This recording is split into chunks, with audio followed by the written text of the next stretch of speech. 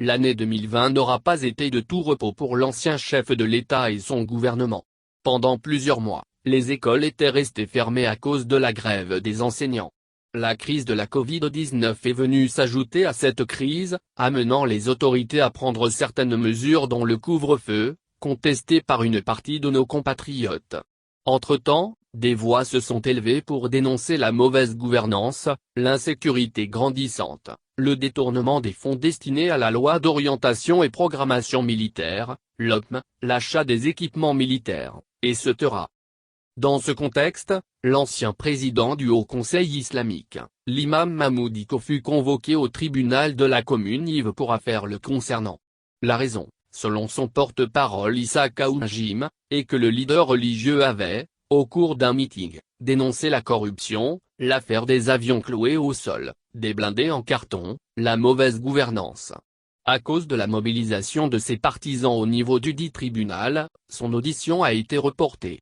La foule, en colère, s'est transportée à la mosquée où officie le leader religieux Abdallah Bougou. Dans la foulée, un meeting fut organisé au Palais de la Culture pour appeler à un plus grand rassemblement quelques jours plus tard. Les propos tenus par l'imam Dicko avaient, en son temps, fait réagir les présidents des institutions de la République qui, dans un communiqué, ont dénoncé la diffusion sur les médias et les réseaux sociaux des propos insurrectionnels, subversifs et séditieux tenus par l'imam Mahmoud Dicko et la coordination se réclamant de ces idéaux contre les autorités légitimement établies par le peuple malien. Ils ont condamné ces agissements et engagé le gouvernement à mettre fin à l'impunité par une application rigoureuse des dispositions pénales, pour la préservation de l'ordre public et de l'état de droit. Pendant ce temps, la situation se crispait davantage sur le plan politique avec la prorogation des mandats des membres du Haut Conseil des collectivités, des conseillers communaux et des députés à 2 reprises sur un avis favorable de la Cour constitutionnelle. Ce qui, de l'avis général, s'est fait en violation de la Constitution et des conventions internationales en matière de démocratie et de gouvernance. À cela s'est ajoutée l'insécurité grandissante avec son cortège de morts civiles et militaires qui ont exacerbé le mécontentement général de la population. La goutte d'eau qui a fait déborder le vase est la proclamation des résultats définitifs des élections législatives de mars-avril 2020 par la Cour constitutionnelle. La contestation sociale a atteint son point culminant après que la Cour ait rendu son arrêt.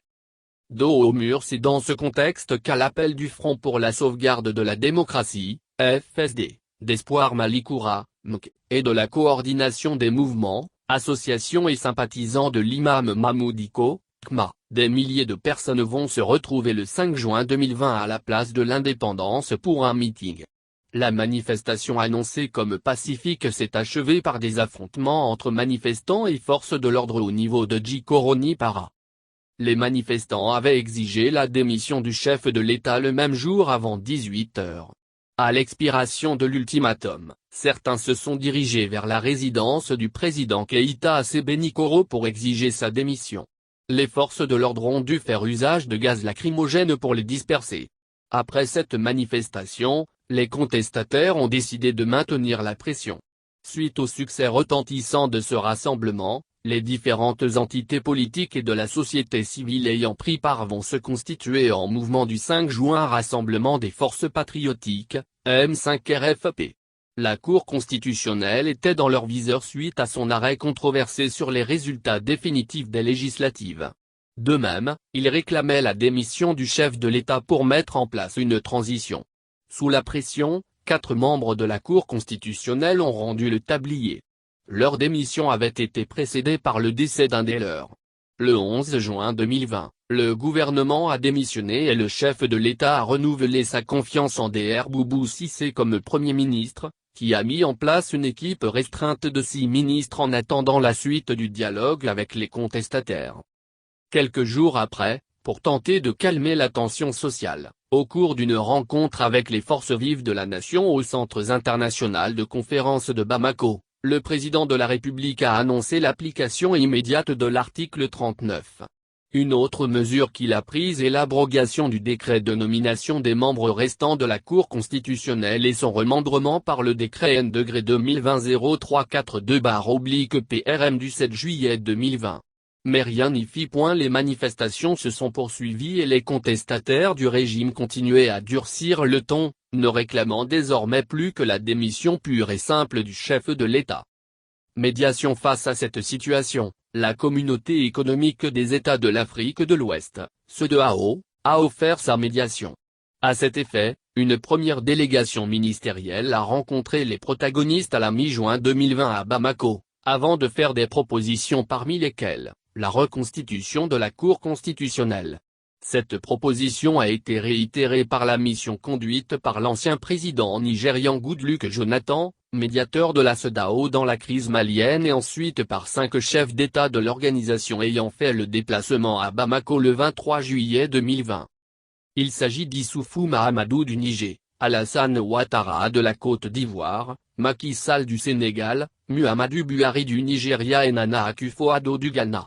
Après leur visite dans notre pays, les présidents ouest-africains ont tenu un sommet extraordinaire le lundi 27 juillet 2020 par visioconférence où ils ont indiqué que la Cour constitutionnelle devait être recomposée rapidement, tout en proposant également la démission immédiate des 31 députés dont l'élection est contestée, parmi lesquels le président de l'Assemblée nationale Moussa Timbiné. Entre-temps, le M5 RFP a proposé un mémorandum qui a été rejeté par le camp présidentiel.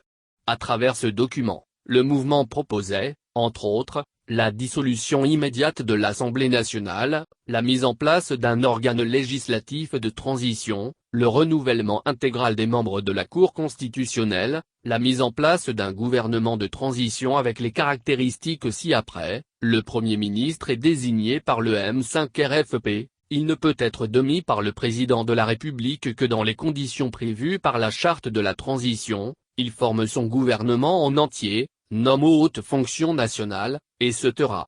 Les alliés politiques du président Ibrahim Boubacar Keïta ont dénoncé une action qui s'apparenterait à un pronunciamiento, une proposition antidémocratique, anti-républicaine et anticonstitutionnelle qui n'est, ni plus ni moins, qu'une tentative déguisée de coup d'État, des propositions qui s'apparentent davantage à un schéma de conquête du pouvoir par des voies non constitutionnelles. Face au rejet de ces propositions, le mouvement de contestation a rompu le dialogue. Dos au mur, le chef de l'État va rencontrer l'imam Mahmoud Dicko qui était l'autorité morale des contestataires en vue de trouver une ultime solution à la crise. Mais la situation va dégénérer le 10 juillet 2020 lorsque le M5 RFP va entrer en désobéissance civile à l'issue d'un rassemblement populaire, le même jour, à la place de l'Indépendance. L'Assemblée nationale, le Haut Conseil des collectivités, l'ORTM ont été saccagés, vandalisés, des matériels emportés et des voitures calcinées. Et toutes les routes de la capitale étaient coupées par des barricades pendant plusieurs jours. Dans le sillage de ces événements, certains leaders du mouvement ont été interpellés, notamment Issa Kaounjim, président de la CMA, et Kshogel Kokala-Maïga, président du comité stratégique du M5 RFP. Des échauffourées ont éclaté entre manifestants et forces de l'ordre les 10, 11 et 12 juillet 2020 entraînant des morts, côté manifestants, et plusieurs blessés, côté manifestants et forces de l'ordre. Ni la diplomatie préventive de la CEDEAO, ni les concessions faites par le pouvoir, encore moins les bons offices des forces vives et des religieux n'ont suffi à calmer le M5 RFP qui a continué ses manifestations. C'est dans cette atmosphère délétère que le 18 août 2020, l'armée est intervenue pour pousser à la démission le président Ibrahim Boubacar Keïta. Les militaires organisés au sein du Comité national pour le salut du peuple, CNSP, ont ainsi pris le pouvoir sans effusion de sang.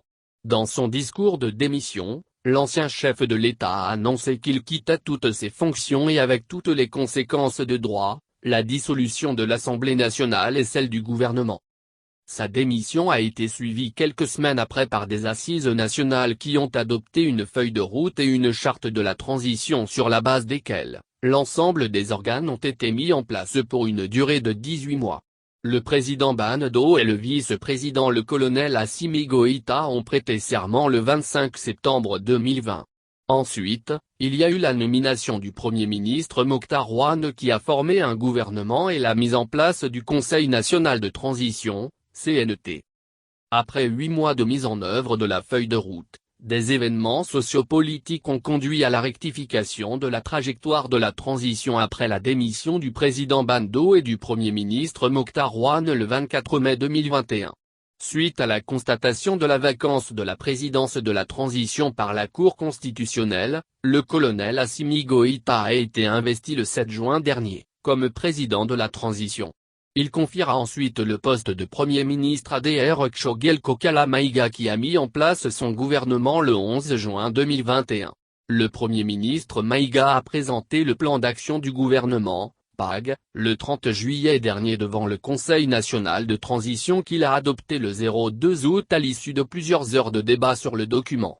La question qui taraude les esprits aujourd'hui est de savoir si les différentes actions prévues pourront être mises en œuvre pendant le temps restant de la transition.